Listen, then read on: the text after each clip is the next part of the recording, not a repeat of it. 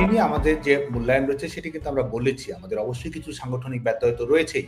আর একই সঙ্গে এই স্বাধীনতা বিরোধী যুদ্ধাপরাধের দায়ে অভিযুক্ত এই মৌলবাদী সংগঠনটির যে কর্মকৌশল রয়েছে, সেই কর্মকৌশলের কথাও কিন্তু আমরা বলেছি যে এন্ট্রান্স ইন ডিসগাইজ, এক ধরনের অনুপ্রবেশের মাধ্যমে ছদ্মবেশ করা। সেটি শুধু মাত্র কিন্তু বাংলাদেশ ছাত্রলীগ নয়। আমাদের সামাজিক সাংস্কৃতিক সংগঠনগুলো হোক, আমাদের অপরাপর প্রগতিশীল ছাত্র সংগঠনগুলো হোক, সকল ক্ষেত্রেই কিন্তু এক ধরনের ছদ্মবেশের মাধ্যমে অনুপ্রবেশ করা, এটি তাদের সাংগঠনিক রীতি এবং বৈশিষ্ট্যে পরিণত হয়েছে। বিশেষ করে তারা ভালো করেই জানে যে বাংলাদেশের জনগণ এবং শিক্ষার্থীরা এই সংগঠনটির ব্যাপারে ঐক্যবদ্ধ। এই সংগঠনটির বৈশিষ্ট্য সম্পর্কে বাংলাদেশের তরুণ প্রজন্ম ওয়াকিবহাল। সে কারণে কিন্তু তারা এই কৌশলটি গ্রহণ করে। যে একই সঙ্গে আমাদের বাংলাদেশ ছাত্রলীগ উন্মুক্ত গণ ছাত্র সংগঠন হিসেবে আমাদের স্ক্রিনিং প্রসেসটি স্বাভাবিকভাবে উন্মুক্ত থাকে। শিক্ষার্থীরা যারা আমরা উদার মানবিক গণতান্ত্রিক মূল্যবোধে বিশ্বাস করে, জাতির পিতা বঙ্গবন্ধু শেখ মুজিবুর রহমান যে সংগ্রামকে এগিয়ে নিয়ে গেছেন, মানব মুক্তির যে স্পিরিটটি ছড়িয়ে দেওয়ার চেষ্টা করেছেন, সেটির রিফ্লেকশন ঘটানোর জন্য আমাদের সংগঠনের প্রক্রিয়াটি কিন্তু উন্মুক্ত থাকে। যে কারণে শিক্ষার্থীরা এখানে উন্মুক্ত হয়ে প্রবেশ করে। কারণ শিক্ষার্থীরা একই সঙ্গে শিক্ষার্থীদের মননশীলতা, শিক্ষার্থীদের মধ্যে রাজনৈতিক অঙ্গীকারের প্রতিফলন ঘটানো, স্কুলিং এর মধ্য দিয়েও কিন্তু বাংলাদেশ ছাত্রলীগের নেতা কর্মীদের যেতে হয়। এটি একটি বিষয়। সে আমাদের অবশ্যই কিছু দুর্বলতা, ত্রুটি বিচ্যুতি রয়েছে। আরেকটি বিষয় হচ্ছে যে কিছু ক্ষেত্রে অভিযোগটি ঢালাও। কারণ আজকে যদি এই অনুপ্রবেশের বিশেষ করে একটি প্রেক্ষাপটে এই বিষয়টি বেশি করে আসছে, এটির কিন্তু সুনির্দিষ্ট কোনো পরিসংখ্যানও যদি আমি জানতে চাই যে আমাদের এই যে লাখ লাখ নেতাকর্মীর একটি সংগঠন, সেখানে এ ধরনের ঘটনা কয়টি ঘটেছে, সেটিরও সঠিক পরিসংখ্যান কিন্তু কারো কাছে নেই যারা এই অভিযোগগুলো বেশি করে নিয়ে আসে। তারপরেও আমরা এই অভিযোগটি আমলে নেই। এই অভিযোগটি আমলে নিয়েই আমাদের সাংগঠনিক কর্মপদ্ধতিতে কি ধরনের পরিবর্তন, নতুনত্ব, নবায়ন ঘটানোর প্রয়োজন, সেটি অবশ্যই বাংলাদেশ ছাত্রলীগ। এই যে আপনি স্কুলিং এর কথা বললেন, বা এই যে অ্যাকচুয়ালি ছাত্রলীগের যে কর্মী সদস্য হওয়া, এই সদস্য হওয়ার পদ্ধতিটা কি? মানে সেইখানে কি যে কেউ হয়ে যেতে পারে, বা সেইখানে কোনো স্ক্রিনিং এর ব্যবস্থা আছে কিনা? বা আরেকটি বিষয় দেখেন যে ছাত্র সংগঠনগুলোকে নিজের আদর্শিকভাবে নেতা কর্মী তৈরির জন্য তো প্রশিক্ষণ বা এই যে পাঠচক্রের মতো যে বিষয়গুলো, তো তৃণমূলে কিন্তু ছাত্রলীগের কোনো পাঠচক্র দেখি না, প্রশিক্ষণ দেখি না। তো আবার এই যে সদস্য হওয়ার যে পথ, এই জায়গাটাতে কি আসলে আপনাদের এইটা স্ক্রিনিং করার কোনো পদ্ধতি আছে, নাকি এই জায়গায় দুর্বলতার কারণে এভাবে বিভিন্ন সময় অনুপ্রবেশের ঘটনা ঘটে এবং যেটি পরবর্তীতে সংগঠনের একটি বড় বিপর্যয়ের কারণ হয়ে দাঁড়ায়? দেখুন, আমরা তো একটি সংগঠন আমরা কেন করি, এটি তো শুধুমাত্র এই কারণে নয় যে তারা বিশেষ করে একটি রাজনৈতিক উদ্দেশ্য, অঙ্গীকার, লক্ষ্যকে সামনে এগিয়ে রাখা। এটি তো একটি পার্ট একটি সংগঠন। একই সঙ্গে কিন্তু সমাজে ভূমিকা রাখা, তরুণ প্রজন্মের চেতনায় প্রভাব রাখা, সেটি কিন্তু আমরা করি। কারণ একজন তরুণের চিন্তা ভাবনা, তাদের কর্মপদ্ধতি, তার মধ্যে প্রশ্ন, তার মধ্যে চেতনা, তার মধ্যে বিশ্বাস, তার মধ্যে দৃঢ়তা, এগুলো সঞ্চার করাও কিন্তু একটি ছাত্র সংগঠনের কাজ। কারণ বৃহত্তর সমাজে পরিবর্তন নিয়ে আসা, বৃহত্তর সমাজে প্রভাব বিস্তার করা, সেটির জন্য কিন্তু আমাদের স্বাভাবিকভাবে আমাদের একটি প্রগতিশীল ছাত্র সংগঠন হিসেবে আমাদের দরজাটি উন্মুক্ত থাকে, যাতে করে আমরা শিক্ষার্থী সেটি হয়তো, কারণ একজন শিক্ষার্থী হয়তো নানা রকম পরিপ্রেক্ষিত থেকে আসতে পারে। সে নির্দিষ্ট সামাজিক গোষ্ঠী হোক, তার নিজস্ব রাজনৈতিক গড়ন হোক, নানা দিক থেকে একজন শিক্ষার্থী কিন্তু আসে। এবং সেই উদার বৈশিষ্ট্যটি আমাদের স্বাভাবিকভাবে প্রত্যেক প্রগতিশীল ছাত্র সংগঠনই সেই স্পেসটি রাখে, যাতে করে তরুণদের মিথস্ক্রিয়া হয় এবং সেই মিথস্ক্রিয়ার মধ্য দিয়ে আমাদের যে পলিটিক্যাল কমিটমেন্ট রয়েছে, আমাদের যে অঙ্গীকার রয়েছে, সেই অঙ্গীকারের সঙ্গে এক ধরনের মিথস্ক্রিয়ার মাধ্যমে আমরা বৃহত্তরভাবে সমাজের পরিবর্তনের ভূমিকা রাখতে পারি। কিন্তু অবশ্যই আমি মনে করি যে বিশেষ করে যেহেতু এই অনুপ্রবেশ এবং ছদ্মবেশ ধারণ করা বিষয়টি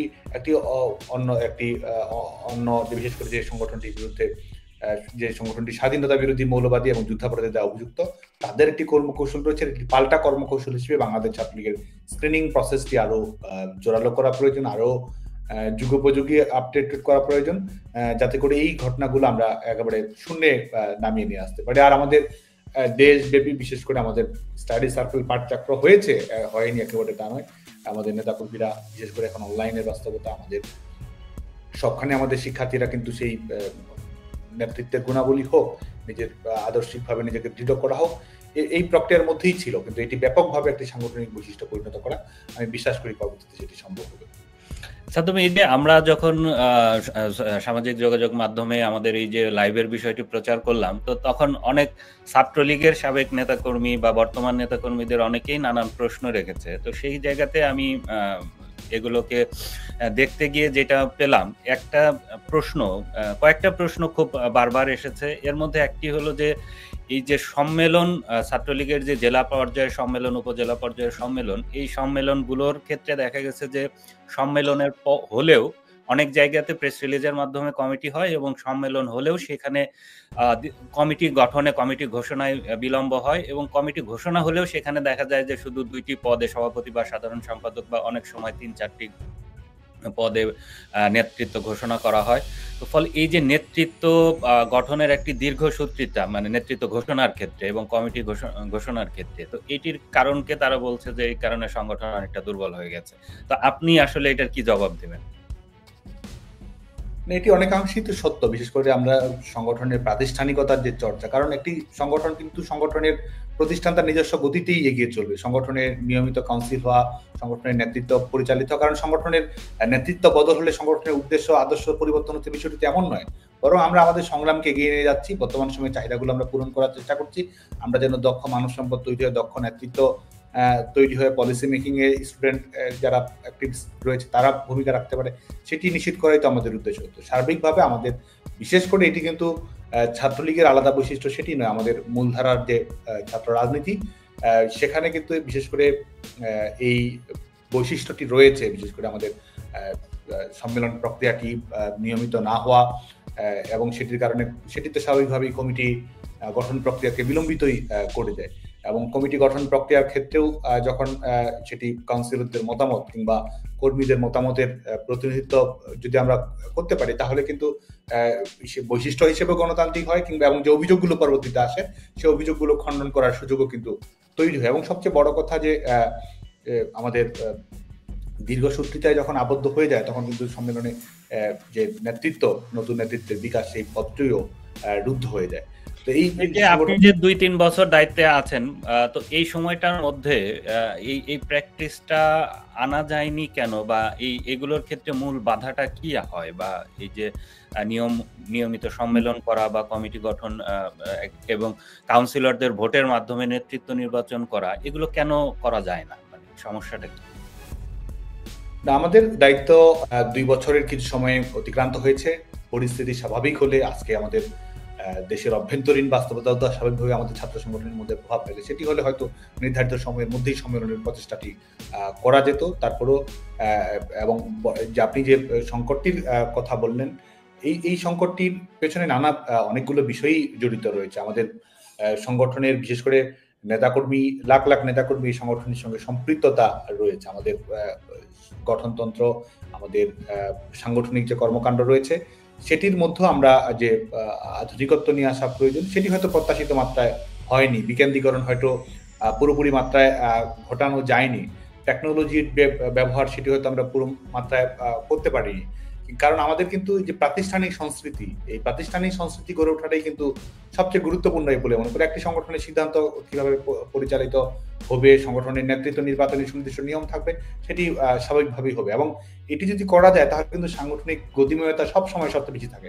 সংগঠন কিন্তু সবসময় সংগঠন নিজস্ব শক্তিতে নির্ভর করবে, এমন নয় যে সংগঠনে ভালো নেতৃত্ব, খারাপ নেতৃত্ব এটি থাকে, এটি মূল্যায়নের একটি মাপকাঠি সবসময় থাকে। কিন্তু একটি সংগঠন, সেই সংগঠনই সবচেয়ে বেশি শক্তিশালী যেই সংগঠন তার নিজের নেতৃত্বের উপর নির্ভর বেশি করে, সেই যেই সংগঠনের প্রাতিষ্ঠানিকতা রয়েছে, যেই সংগঠন সবসময় বহমান থাকে। আজকে নতুন একটি কমিটি হলো, নতুন একটি কাউন্সিল হলো, সেটির মাধ্যমে নতুন করে কোনো কিছু শুরু হচ্ছে, বিষয়টি তো তা নয়। বিশেষ করে আমরা আমাদের কর্মকাণ্ডকে এগিয়ে নিয়ে যাবো, আমাদের কাজকে এগিয়ে নিয়ে যাবো, আমাদের সংগ্রামকে এগিয়ে নিয়ে যাবো, এবং এটির জন্য বিভিন্ন সময়ে দায়িত্ব পালন করে। এবং দায়িত্বটি তো আসলে যারা সংগঠনকে রিপ্রেজেন্ট করে শুধু তো তারাই নয়, যারা একেবারে প্রান্তিক কর্মী, তারাও তো এই সংগ্রামের মধ্য দিয়ে রয়েছে। এবং সংগঠনের নেতৃত্ব তো শুধুমাত্র এমন একটি বিষয় নয় যে আমাদের এই বিকল্পটি রয়েছে। বাংলাদেশ ছাত্রলীগে বিশেষ করে আমাদের মেধাবী নেতা কর্মী, আমাদের দক্ষ সংগঠকের সংখ্যা অনেক বেশি, এটি সত্য। এবং সে কারণেই আমরা যত বেশি তাদের এই নেতৃত্ব গ্রহণ প্রক্রিয়া আমরা নিয়ে আসতে পারবো এবং সংগঠনের প্রাতিষ্ঠানিকতা আমরা তৈরি করতে পারবো, আমাদের সংগঠন আরো বেশি শক্তিশালী হবে এবং সমাজে আরো ইতিবাচক ভূমিকা রাখতে পারবে বলে। এই যে অনেকেরই অভিযোগ, বেশ কয়েকটি অভিযোগ এসছে, আপনি এবং আপনার সাধারণ সম্পাদক ইনান দুজনে মিলে মাই ম্যান, নিজের একদম ঘনিষ্ঠদেরকে নেতৃত্বে আনার চেষ্টা করেছেন, এজন্য অনেক যোগ্য নেতাদেরকে পদ দেওয়া যায়নি। কি বলবেন এই অভিযোগ? আমরা তো এক হচ্ছে যে আপনার ব্যক্তিগতভাবে নির্বাচিত করার কোনো সুযোগই তো নেই। আমরা একটি সংগঠনে স্বাভাবিকভাবেই যারা নির্বাচিত হয়েছে তারা কারো ম্যান, যারা নির্বাচিত হচ্ছে না তারা মাই ম্যান, আদার ম্যান, বিষয়টি তো তা নয়। তাহলে আমরা আমরা ইতিমধ্যে যে আলোচনাটি করলাম যে আমাদের স্বাভাবিকভাবেই সংগঠনের সম্মেলনের প্রক্রিয়াটি আমরা নিয়মিত রাখতে পারি না, আমাদের সংগঠনের প্রাতিষ্ঠানিকতার চর্চাটি প্রত্যাশিত মাত্রা এখন আমরা ঘটাতে পারিনি, এবং সে কারণেই হচ্ছে যে আমাদের এই দীর্ঘদিন পরে আমাদের নেতৃত্ব নির্বাচন অনেক সময় যেতে হয়, এবং সেটির কারণে অনেকেই দক্ষ রয়েছে, যোগ্য রয়েছে, তারা হয়তো তাদের সেই প্রত্যাশিত পদে যাওয়ার সুযোগটি কিন্তু কমে আসে। আজকে যখন 4-5-6 বছর পরে যখন একটি কমিটি হবে, একটি জেলায় হোক, একটি বিশ্ববিদ্যালয় হোক, স্বাভাবিকভাবেই সেখানে কিন্তু তো একটি উল্লেখযোগ্য সংখ্যক মেধাবী, দক্ষ, যাদের স্যাক্রিফাইস রয়েছে, যাদের কমিটমেন্ট রয়েছে, যাদের লিডারশিপ রয়েছে, এবং স্টুডেন্টদের উপর যাদের এক ধরনের পজিটিভ ইম্প্যাক্ট রয়েছে, তারাও কিন্তু নেতৃত্বের মাপকাঠিতে আসতে পারছে না। তো স্বাভাবিকভাবে একটি কমিটি গঠন যখন হয়, তখন তো আপনি এই অভিযোগ, এই বাস্তবতাগুলো আসবে। তো এটির সমাধান এটি নয় যে আজকে মাই ম্যান আদার ম্যান এভাবে দেখা, এটির সমাধান হচ্ছে যে আমাদের কমিটি গঠন প্রক্রিয়াটি সুস্পষ্ট করা, সংগঠনের প্রাতিষ্ঠানিকতার চর্চা করা, এবং নিয়ম কানুনের মধ্য দিয়ে আমাদের সংগঠনকে পরিচালিত করা। এই আধুনিক উপাদানগুলোর সংমিশ্রণ যদি আমরা ঘটাতে পারি, তাহলে সংগঠন আরো স্মার্ট হিসেবে পরিচালিত হবে মনে করি। সাদ্দাম, এই যে আপনি ছাত্রলীগের যেই নেতৃত্বের ক্ষমতার যে বিকেন্দ্রীকরণ, এই আলাপটাও একটু আগেই করছিলেন, তো দেখা যাচ্ছে যে ছাত্রলীগের যখন একটি কেন্দ্রীয় কমিটি বারবার বিভিন্ন সময়ে যতবারই কেন্দ্রীয় কমিটি গঠন হয়, দেখা যায় অনেকেই অভিযোগ করেন যে ছাত্রলীগের কেন্দ্রীয় কমিটি হচ্ছে ঢাকা বিশ্ববিদ্যালয়ের একটা এক্সটেনশন কমিটি। কারণ এই কমিটিতে যদি 200 মানুষ 100 মানুষ নেতা হয়, এর মধ্যে 90-80% হচ্ছে ঢাকা বিশ্ববিদ্যালয় থেকে নেতৃত্ব আসে। তো এই যে একটা বাস্তবতা, সারা দেশের অন্যান্য পাবলিক বিশ্ববিদ্যালয়গুলোতে যারা দীর্ঘদিন ধরে রাজনৈতিক চর্চার মধ্যে থাকেন, তারা যোগ্যতা মেধার স্বাক্ষর দিয়ে তারা নেতৃত্ব দেন, তো তারা অনেকেই কি বেশিরভাগই তো ছাত্রলীগের কেন্দ্রীয় নেতৃত্বে আসতে পারেন না। আপনি যদি ঢাকার বাইরের বিশ্ববিদ্যালয়গুলোতে দেখেন, রাজশাহী বিশ্ববিদ্যালয়, চট্টগ্রাম বিশ্ববিদ্যালয়ের মতো গুরুত্বপূর্ণ বিশ্ববিদ্যালয়গুলো থেকেই কিন্তু কেন্দ্রীয় কমিটিতে মানে খুবই নামমাত্র 2-1 জনকে রাখা হয়।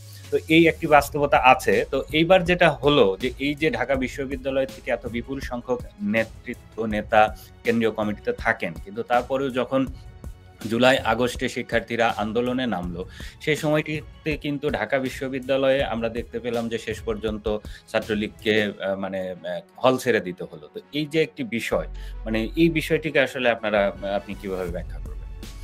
শেষ সূত্র ধরে যদি বলি, এটি নিয়ে অনেক ধরনের কনফিউশন, অনেক ধরনের প্রচারণা, অনেক ধরনের প্রপাগান্ডাও পরিচালিত হয়েছে। ঢাকা বিশ্ববিদ্যালয়ে বাংলাদেশ ছাত্রলীগ অবশ্যই শক্তিশালী। এই মুহূর্তে যদি দেখি, আপনি যদি তুলনা করেন, আমাদের এই অপরাপর যেসব ছাত্র সংগঠন রয়েছে, 200-300 জনের বেশি আমাদের যারা নিয়মিত শিক্ষার্থী, তাদের সম্পৃক্ত করার সুযোগ নেই। এই মুহূর্তে ঢাকা বিশ্ববিদ্যালয়ে বাংলাদেশ ছাত্রলীগের পরীক্ষায় অংশগ্রহণ করতে পারছে না 1000 শিক্ষার্থী, ক্লাসে অংশগ্রহণ করতে পারছে না 1000 শিক্ষার্থী। তো বাংলাদেশ ছাত্রলীগ যে কোনো সংকটকালীন মুহূর্তে হোক, প্রতিকূল মুহূর্তে হোক, যে কোনো মুহূর্তে হোক, এখানে শক্তিশালী অবস্থানে রয়েছে এবং শক্তিশালী অবস্থানই থাকবে। আর আরেকটি বিষয়, সেটা হচ্ছে যে হল ছেড়ে দেওয়া, এটি নিয়েও নানা ধরনের, বিশেষ করে এখান থেকে পলিটিক্যাল অ্যাডভান্টেজ নেওয়া, নানা ধরনের প্রোপাগান্ডা সেটিও হয়েছে। বিশেষ করে কোটা সংস্কার আন্দোলন, আমি এর আগেও আপনার সঙ্গে আলোচনা হয়েছে, আমরা অফিসিয়ালি অনেকবার বলেছি, কোটা সংস্কার আন্দোলনে আমরা বাংলাদেশ ছাত্রলীগ ভূমিকা রাখার চেষ্টা করবো। শিক্ষার্থীদের দাবি রয়েছে, আমরা সেটিকে যৌক্তিক মনে করছি, আমরা সেটি বাস্তবায়ন করতে চেয়েছি। একটি সংগঠন হিসেবে আমাদের দায়িত্ব কি? শিক্ষার্থীদের ভয়েস রেজ করা। আমরা কোটা সংস্কারের পক্ষে জোরালো হয়ে বক্তব্য তুলে ধরেছি, মিছিল করেছি, সমাবেশ করেছি, সরকারের কাছে বক্তব্য তুলে ধরেছি, আইনগত পদক্ষেপ আমরা গ্রহণ করেছি। শুধু তাই নয়, আমরা আজকে কোটা সংস্কার আন্দোলনকে কেন্দ্র করে ছাত্র সংগঠনগুলোর কর্মকাণ্ড যদি আপনি নিরপেক্ষ মূল্যায়ন করেন, আমরা আমাদের কর্মসূচিগুলো কি ছিল? আমাদের ডোর টু ডোর ক্যাম্পেইন চালু করেছিলাম, যেখানে কোটা সংস্কার সমাধানটি কিরকম হবে, শিক্ষার্থীরা কি ভাবছে, সেটি নিয়ে আমরা কাজ করার চেষ্টা করছি। এবং সেই পরিপ্রেক্ষিতেই আজকে অনেকেই এটি ভুলে যান যে 11 জুলাই থেকে বাংলাদেশে কোনো কোটা ছিল না, এবং তারপরও আন্দোলনের কোনো এন্ডিং নির্ধারণ করা হয়নি, আন্দোলনকে টেনে টেনে প্রলম্বিত করা হয়েছে, এবং লাশের রাজনীতির মাধ্যমে ক্ষমতায় যাওয়ার প্রশস্ত পথ তৈরি করা হয়েছে। এবং এই ঢাকা বিশ্ববিদ্যালয়ে বিশেষ করে 14 তারিখ থেকে এই রাজাকার ইস্যুটি যখন নিয়ে আসা হয় এবং সেটির মাধ্যমে পরিস্থিতি উত্তপ্ত করার চেষ্টা করা হয়, ঢাকা বিশ্ববিদ্যালয়ে আজকে তো ছেলে মেয়েদের কথা বলার সুযোগ নেই। কারণ এই সত্য কথা বললে ছেলে মেয়েদের ছাত্রত্ব থাকবে না, সত্য কথা বললে ছেলেমেয়েরা আবাসিক হলে থাকতে পারবে না, সত্য কথা বললে ছেলেমেয়েরা পরীক্ষা কেন্দ্রে যেতে পারবে না, এই ধরনের ভীতি, সত্য কথা বললে তারা চাকরি নিয়ে টানাটানি করে দেবে। এই বাস্তবতার মধ্যে সাধারণ শিক্ষার্থীরা কিন্তু আমাদের সঙ্গে যোগাযোগ করে, এবং সাধারণ শিক্ষার্থীরা জানে যে ঢাকা বিশ্ববিদ্যালয়ে যে আক্রমণের সূচনা কারা করেছিল, যারা আজকে ক্ষমতা ছড়ি ঘোরাচ্ছে, তারাই আক্রমণের সূচনা করেছিল, তারাই এক ধরনের পরিকল্পিত এই অবয়বটি ঘটিয়ে সেখান থেকে পরিস্থিতির সুযোগ গ্রহণ। কিন্তু অভিযোগ তো করা হয় যে ছাত্রলীগ প্রথম হামলা চালিয়েছিল শিক্ষার্থী শিক্ষার্থীদের উপরে, যে কারণে আন্দোলন ছড়িয়ে পড়ে। এটি নিয়ে আমাদের জবাব দেওয়ার প্রয়োজন নেই। প্রথম আলোর 15 জুলাই যে রিপোর্ট রয়েছে, সেই রিপোর্টে আনুষঙ্গিক বর্ণনা দেওয়া রয়েছে কিভাবে সেটি সূত্রপাত হয়েছে, কিভাবে তারা ভোরবেলা কর্মসূচি ঘোষণা করে 12টার কর্মসূচি তারা 3টার দিকে টেনে নিয়ে গেছে। 3টার দিকে কর্মসূচি থেকে সন্ত্রাস বিরোধী রাজু ভাস্কর্য থেকে দেশীয় অস্ত্রশস্ত্র লাঠিসোঁটা নিয়ে তারা কিভাবে আবাসিক হলগুলোর দিকে গেছে এবং সেখানে কিভাবে তারা ভাঙচুর করেছে, ছাত্রলীগ কর্মীদের উপরে হামলা চালিয়েছে। আক্রমণের সূচনা কারা করেছে এটি ঢাকা বিশ্ববিদ্যালয়ের শিক্ষার্থীরাও জানে। পরবর্তীতে অনাকাঙ্ক্ষিত ঘটনা একেবারেই ঘটেনি আমি সেটি বলবো না, অনাকাঙ্ক্ষিত ঘটনা ঘটেছে, কিন্তু আক্রমণের সূচনা, এই আক্রমণের পরিবেশটি তৈরি করা এবং সেটির মাধ্যমে রাজনৈতিক ফায়দা নেওয়া, এটি করেছে তারাই, যারা আজকে এই ফ্যাসিস্ট বাহিনী, যারা পেটোয়া বাহিনীতে পরিণত হয়েছে, তারাই সেটি করেছে। আমি মূল যে আলোচনাটি করতে চাচ্ছিলাম সেটা হচ্ছে 16 তারিখে যখন এই পরিস্থিতিটি তৈরি হলো। 16 তারিখে আপনি জানেন যে ইউনিভার্সিটি গ্রান্টস কমিশন ইউজিসি একটি প্রজ্ঞাপন দেয় সরকারি বিশ্ববিদ্যালয়ের আবাসিক হলগুলো এবং বিশ্ববিদ্যালয় বন্ধ এবং আবাসিক হলগুলো ছেড়ে দেওয়ার জন্য, যাতে করে কোনো ধরনের অপ্রীতিকর ঘটনা না ঘটে। এটি কিন্তু 16 জুলাইয়ের নির্দেশনা। ঢাকা বিশ্ববিদ্যালয়ে বিশেষ করে যেহেতু ঢাকা ইউনিভার্সিটি অর্ডার 1973 অনুযায়ী পরিচালিত হয়, যে কারণে ইতিমধ্যেই সরকারি সিদ্ধান্ত গ্রহণ করা হয়েছে যেটি বৈধ এবং আইনসঙ্গত। তারপরেও 17 তারিখে তারা সিন্ডিকেট মিটিং কল করে। সিন্ডিকেট মিটিং কল করার মাধ্যমে সকাল 11টার মিটিং এর মাধ্যমে সেটিকে একটি বিশ্ববিদ্যালয়ের স্বায়ত্তশাসনের বহিঃপ্রকাশ হিসেবে সিদ্ধান্তটা গ্রহণ করা, এই প্রক্রিয়ার মধ্য দিয়ে যাচ্ছিল। যে কারণে 17 তারিখে সকালবেলা যখন কিছুক্ষণ পরে বিশ্ববিদ্যালয় বন্ধ হবে, 16 তারিখে যখন আমরা ছাত্রলীগের কর্মীদেরকে যার যার বাড়িতে চলে যেতে বলেছি, 16 তারিখেও কিন্তু তারা হলের অভ্যন্তরে যারা প্রবেশ করেছে অনেকেই বহিরাগত ছিল, অনেকেই দেশীয় অস্ত্রশস্ত্র নিয়ে এসেছিল এবং সেখানে কিন্তু তারা সংঘাতের সূচনা করতে চেয়েছিল। এখন সংঘাতকে এড়ানোটাই যদি ছাত্রলীগের দুর্বলতা হয়ে থাকে, তাহলে সাধারণ শিক্ষার্থীরাই সেটি জানে যে ছাত্রলীগের সঠিক কর্মকৌশলটি কি ছিল। আজকে সেখানে যদি তারা এই ধরনের পরিস্থিতি তৈরি করছে, আমরা প্রত্যেকটি মুহূর্তে আমরা সিদ্ধান্ত গ্রহণ করছি কোনো ধরনের সংঘাতে আমরা জড়াবো না, সংঘাতের ফাঁদে আমরা পা দেবো না। এবং সেখানে যদি তারা সেই পরিস্থিতি তৈরি করতে পারতো, তাহলে সেদিনেই কিন্তু তারা লাশের রাজনীতি 17 তারিখ সকালেই ঢাকা বিশ্ববিদ্যালয়ে কায়েম করতে সক্ষম হতো।